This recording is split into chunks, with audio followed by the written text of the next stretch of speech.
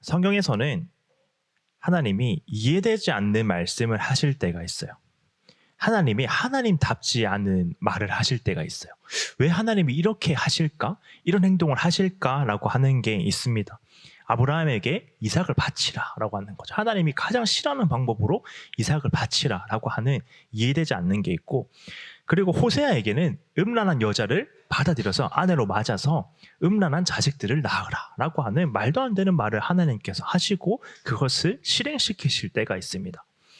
이렇게 이해되지 않는 하나님의 모습 가운데 가장 슬픈 상황이 오늘 본문에 나타나요. 하나님이 에스겔에게 이렇게 말씀하세요. 우리 16절, 17절 함께 읽도록 하겠습니다. 인자야, 내가 내 눈에 기뻐하는 것을 한번 쳐서 빼앗으리니 너는 슬퍼하거나 울거나 눈물을 흘리거나 하지 말며 죽은 자들을 위하여 슬퍼하지 말고 조용히 탄식하며 수건으로 머리를 동이고 발에 신을 신고 입술을 가리지 말고 사람이 초상집에서 먹는 음식물을 먹지 말라 하신지라. 누구일까요? 기뻐하는 것은 사람이요, 누구일까요?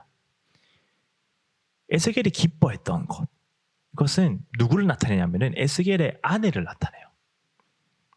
그 아내를 하나님께서 한 번 쳐서 이별할 시간을 충분히 주시는 게 아니라, 충분히 시간을 주시고 대화할 수 있도록 해주시는 게 아니라 그냥 한 번 쳐서, 심지어 성경에서는 빼앗는다라고 표현해요. 하나님이 한 번 딱 쳐서 순식간에 딱 빼앗아 버릴 테니까, 그것까지는 어떻게 하나님께서, 물론 하나님께서 이 모든 만물을 주관하시니까 하나님의 뜻일 수도 있어요. 그래서 하나님이 내 사랑하는 아내를 데려가시겠구나라고 생각할 수 있지만 그 뒤에 또 이렇게 말씀하시는 거죠. 슬퍼하지 말고 울지 말고 눈물도 흘리지 말고 조용히 탄식하라.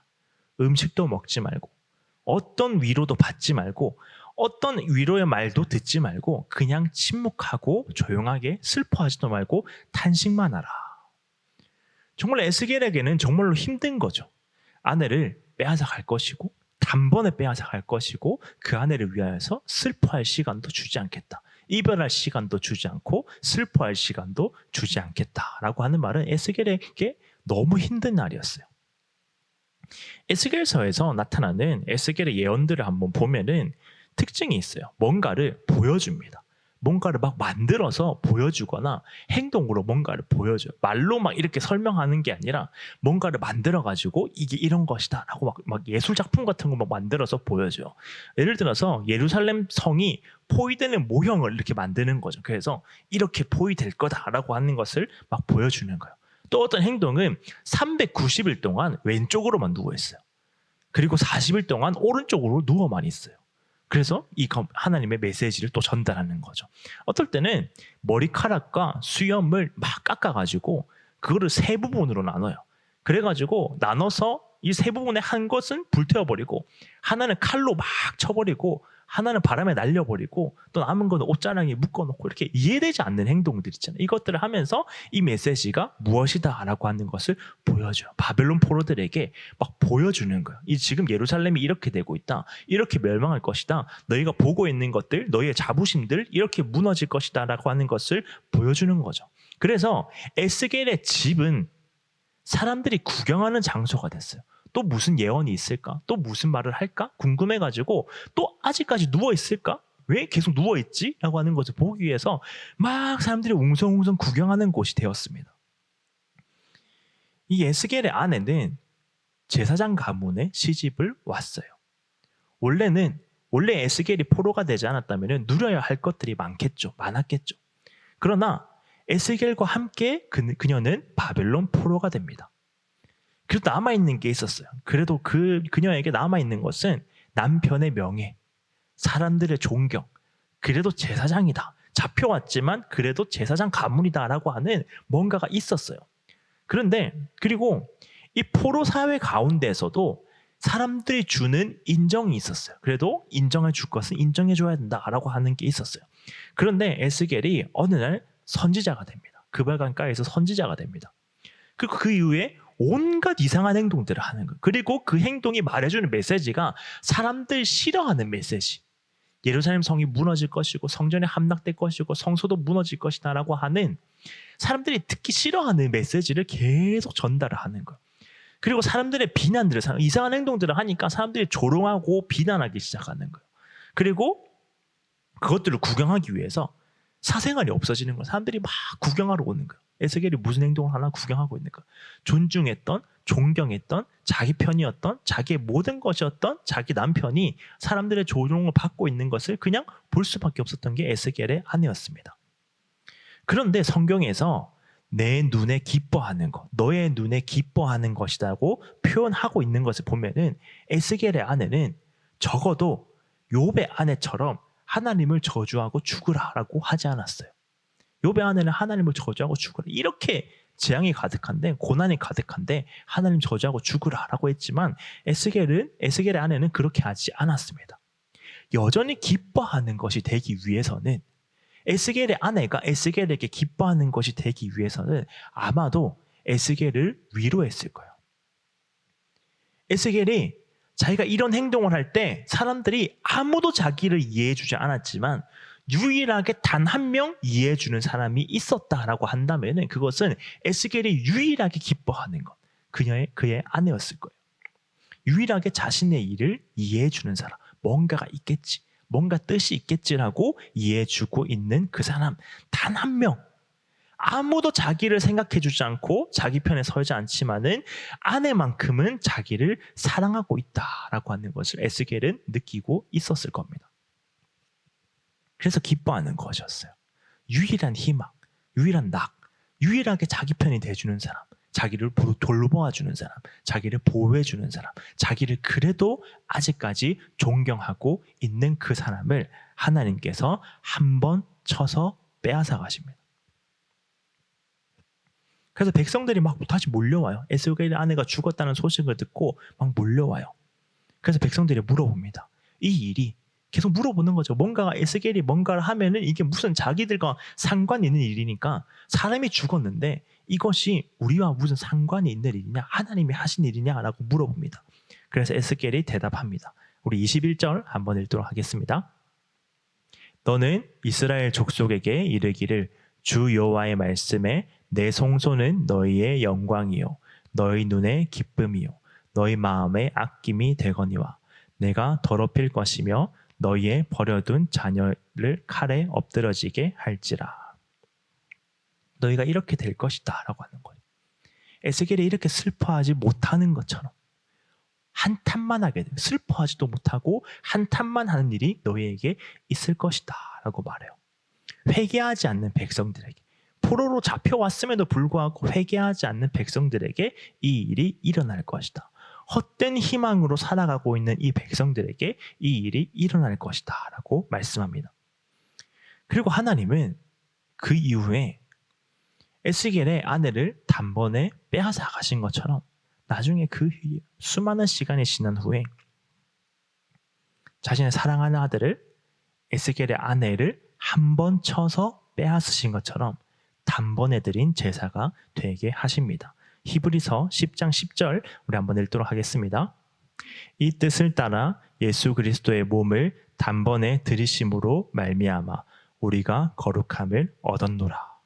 이 단번에 드리심을 위하여서 예수 그리스도가 수많은 고난을 당하셨다라고 하는 거죠. 이 본문을 묵상하면서, 이 본문을 생각하면서 저도 모르게 이런 생각을 했어요. 결론이 나와야 되죠. 에스겔의 아내를 빼앗아 가신 하나님, 그 하나님이 전하고자 하는 메시지, 그것에 대한 결론이 나타나야 되잖아요. 그리고 결론을 지으려고 생각을 하고 묵상을 하고 하다가 아무리 생각해도 예수님 말고는 연결이 될 수가 없는 거예요. 저도 모르게 이런 생각을 했어요. 에스겔의 아내가 죽은 것과 하나님의 아들이신 예수 그리스도가 죽으신 것을 연결하는 것은 너무 뻔하지 않을까? 너무 뻔한 연결이 아닐까? 이런 생각을 저도 모르게 했어요. 복음을 그냥 오래된 이야기, 교회에서 늘 듣는 뻔한 소리, 막연한 외침, 다 알고 있는 이야기로 생각하고 있는 저를 보면서 갑자기 눈물이 왈칵 쏟아지는 거예요. 엄청나게 회개했어요. 다 자고 있는데 혼자 밤에 엄청나게 회개했어요. 여러분, 창조주가요. 이 세상을 지으신 창조주가요. 이 세상을 지으시고 이 세상을 움직이고 계시는 창조주가 하나님 제발 좀 구원해 주세요. 제발 좀 도와주세요. 제발 좀 나 좀 살려주세요. 라고 말하지 않았던, 그렇게 해서 구해주신 게 아니라 영적으로 완전히 죽은 바 되어서 허물과 죄로 다 죽어서 죄를 사랑하기로 결정한 죄인들을 위해서, 이제 죄를 짓기로 결정한 죄인들을 위해서, 하나님 완벽하게 떠나기로 결정한 죄인들을 위해서 감사하지 않고 오히려 무감각하고 예수 그리스도가 죽으실 때 조롱하고 완전히 마음 가운데 무감각해서 하나님을 느끼지 못하고 하나님의 사랑을 절대로 이해하지 못하는 그 죄인들을 위해서 거친 십자가에 흐르는 그 뜨거운 보혈을 느끼지 못하는 죄인들을 위해서 자기 아들을 죽게 하셨어요. 슬퍼하지 않고, 하나님 슬퍼하지 않고 탄식만 하셨어요. 그래서 로마서 5장 8절 이렇게 말씀합니다. 우리가 아직 죄인 되었을 때에 그리스도께서 우리를 위하여 죽으심으로 하나님께서 우리에 대한 자기의 사랑을 확증하셨느니라. 죄인 되었을 때요.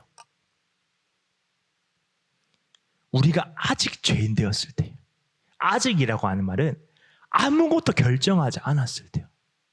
하나님이 확정하셨든 말든 나는 아무것도 결정하지 않겠다라고 생각하고 있었을 때요. 도무지 하나님을 결정할 가능성이 제로인 자들을 위하여서, 스스로 하나님을 결정할 가능성이 아무것도 없는 자들을 위하여서 성경이 말씀하는 것은 하나님께서 자기 아들을 죽게 하심으로 우리에 대한 자기의 사랑을 확증하셨다. 이 복음이 뻔한 이야기가 아니라 우리가 그냥 늘 듣던 이야기가 아니라 교회만 오면은 계속해서 반복해서 복음, 그리스도, 죽으심이라고 그냥 듣는 그 말씀이 아니라 이 세상 가장 놀랍고 가장 위대하고 가장 영광스러운 하나님이 하신 그 일이, 하나님의 행하신 그 일이 우리에게 와서 하나님의 능력이 되는 거예요. 로마서 1장 16절 이렇게 말씀합니다. 내가 복음을 부끄러워하지 아니하노니 이 복음은 모든 믿는 자들에게 주시는, 구원을 주시는 하나님의 능력이 됨이라. 먼저는 유대인에게요, 그리고 헬라인에게로다. 우리는 언제 하나님의 능력을 구합니까? 내 삶이 조금 더 나아지기 위해서, 내 삶의 문제 요거 해결해야 되니까, 요거 잘 돼야 되니까, 그때 하나님 능력 구해. 하나님 전지전능하시잖아요. 하나님 다 아실 줄 있잖아요. 하나님 섭리하시고 계시잖아요. 좀 도와주세요. 내 삶의 고난을 잘 이겨내기 위해서 하나님의 능력을 구해요. 문제가 있으니까, 내 삶에 뭔가 문제가 있으니까 그 문제를 이겨내기 위해서 하나님의 능력을 구합니다. 그래서 우리가 이 말씀을 좋아해요. 우리 빌립보서 4장 13절 함께 읽도록 하겠습니다. 내게 능력 주시는 자 안에서 내가 모든 것을 할 수 있느니라. 그런데요, 그 바로 앞구절에 이렇게 말해요. 4장 12절 한번 읽도록 하겠습니다. 나는 비천에 처할 줄도 알고 풍부에 처할 줄도 알아. 모든 일 곧 배부름과 배고픔과 풍부와 궁핍에도 처할 줄 아는 일체의 비결을 배웠노라.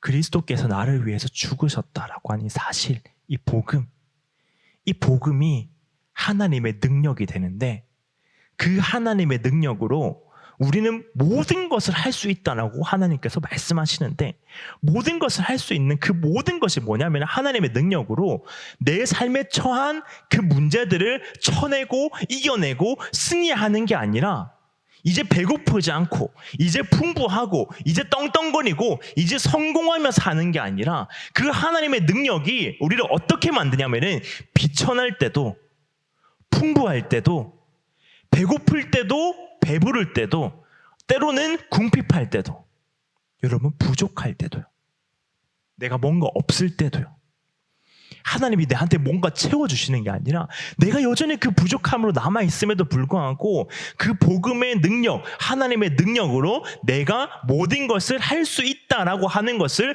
배웠다는 거예요.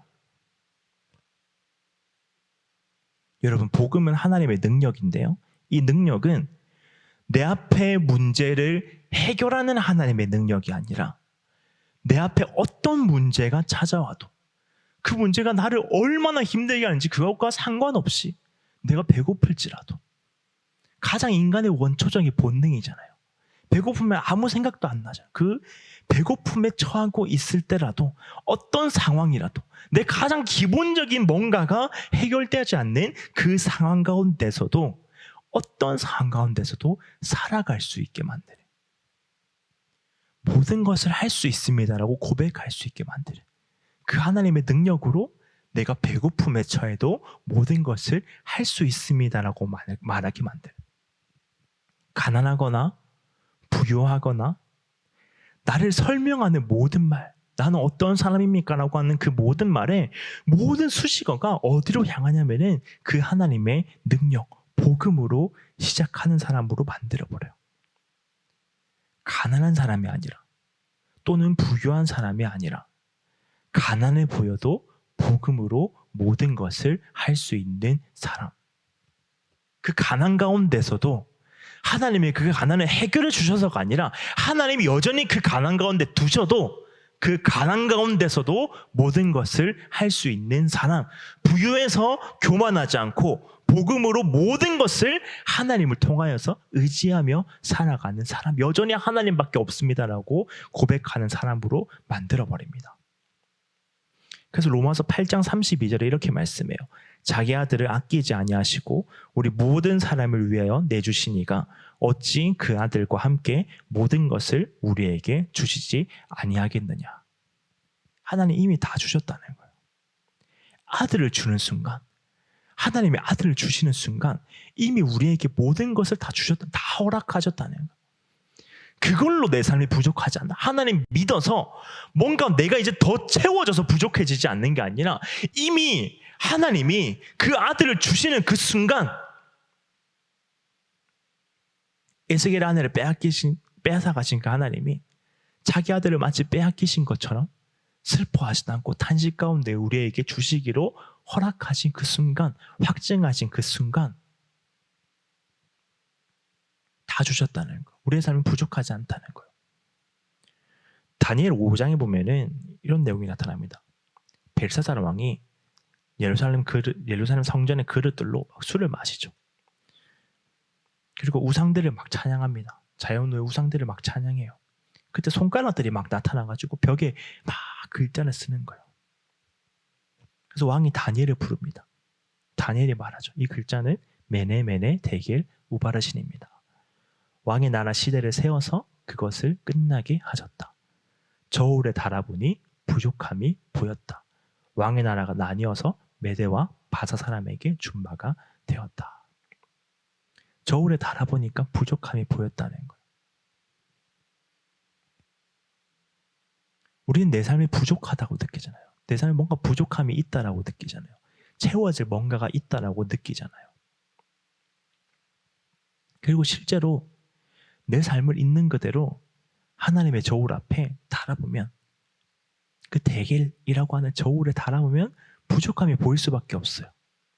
근데 복음이 내 삶에 들어오는 순간, 내 삶의 모든 수식어가 복음으로 시작하는 순간, 이 사람은 어떤 사람이냐라고 하는 그 모든 것이, 이 사람은 복음으로 하나님의 능력으로 하나님의 모든 것을 허락하신 사람인데 세상에 어떻게 살아가고 있다 라고 하는 것으로 내 모든 삶의 수식어가 복음으로 바뀌어가는 그 순간, 복음이 내 삶에 들어오는 순간 이 고백이 바뀌는 거예요. 부족함이 보였다가 아니라 하나님이 나의 목자가 되시니 나는 부족하지 않습니다라고 고백하게 만들어버리는 거예요.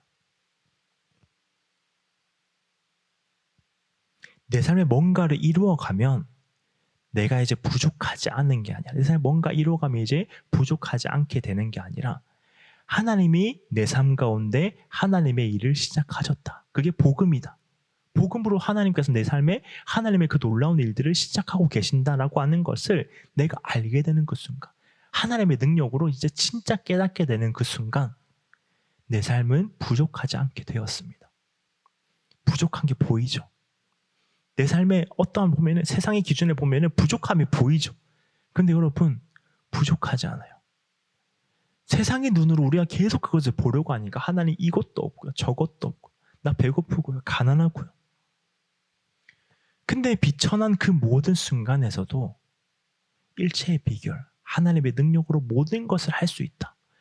이 부족함, 세상의 눈으로 볼 때 부족함이 보이지만 세상은 그것을 가난이라고 하고, 세상은 그것을 부족함이라고 하고, 세상은 그것을 비천이라고 말하지만은 그게 아니라 하나님의 눈으로 봤을 때 저울에 달아보니까 부족함이 없다가 되는 거예요. 하나님 모두 다 주셨습니다. 저울에 달아보니까 충만한 거예요. 그런데요, 그리스도의 뜨거운 보혈로 내 삶이 다 씻어내고 나니까, 내 삶의 그 헛다움들을 그리스도의 뜨거운 보혈로 다 씻겨 내려가고 나니까 내 삶이 뭔가 울퉁불퉁한 것처럼 보이는 거예요.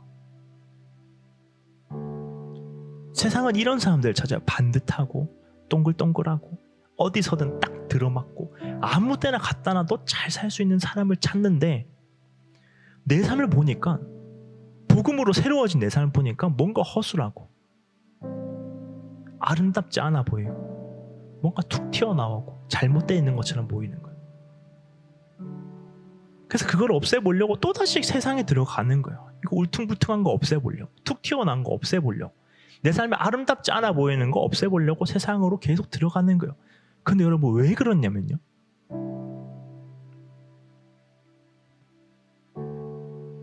왜 내 삶이 이렇게 울퉁불퉁 굴곡이 져 있는 것처럼 느껴지냐면요, 저와 여러분은 퍼즐이라서 그래요. 그리스도라고 하는 그 모퉁이 돌, 거대한 퍼즐판 위에 울퉁불퉁해서 어디 가도 안 맞는 것 같은데, 그 그리스도의 그 거대한 퍼즐에 하나님이 선택하신 그 자리에 딱 들어막는 그 퍼즐이라서 그래요.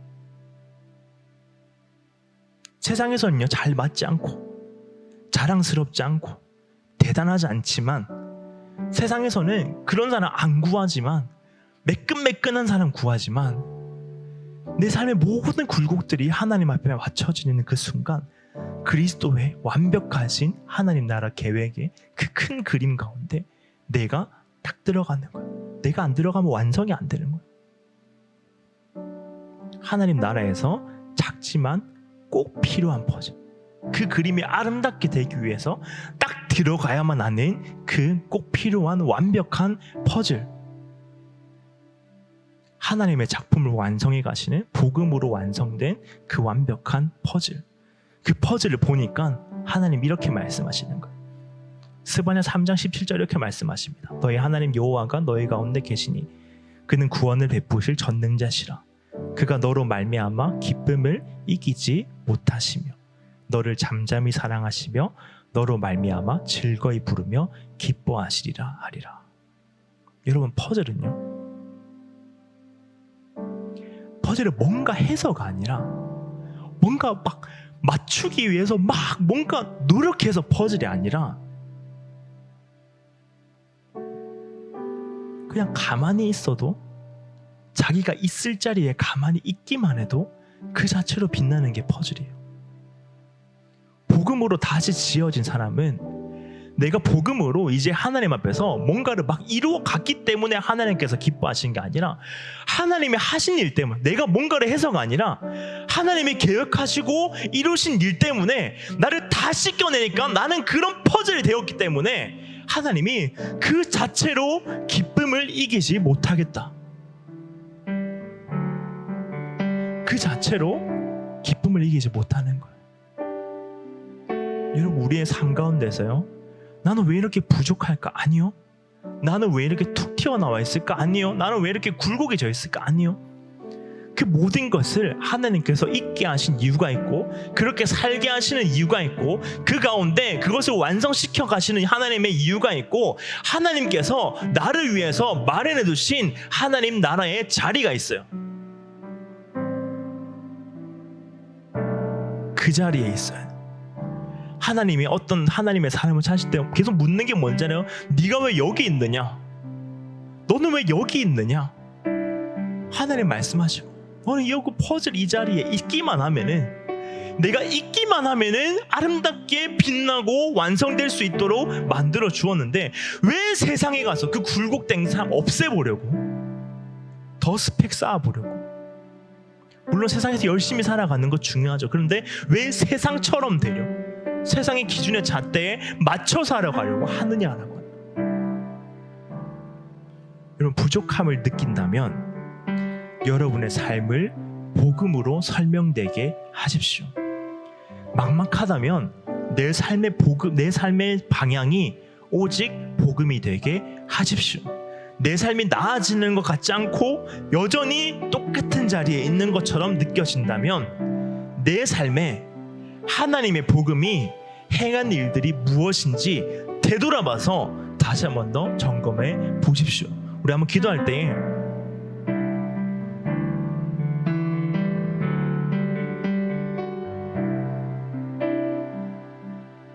하나님 다 다듬어 가세요.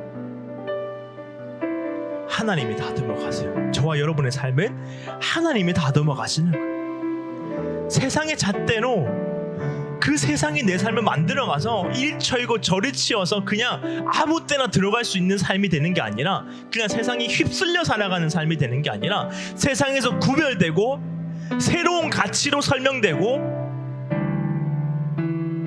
하나님의 그 큰 그림의 구원의 역사에 절대 빠져서는 안 되는 그 사람, 그 정체성이 세상에서요 자신 있게 살아가도록 만듭니다.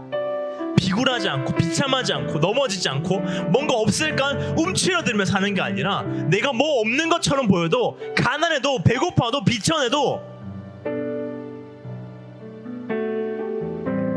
당당하게 하나님 나라의 자녀답게 하나님의 완벽하게 맞추어 가시는 그 계획에 합당한 사람답게 살아가도록 만듭니다.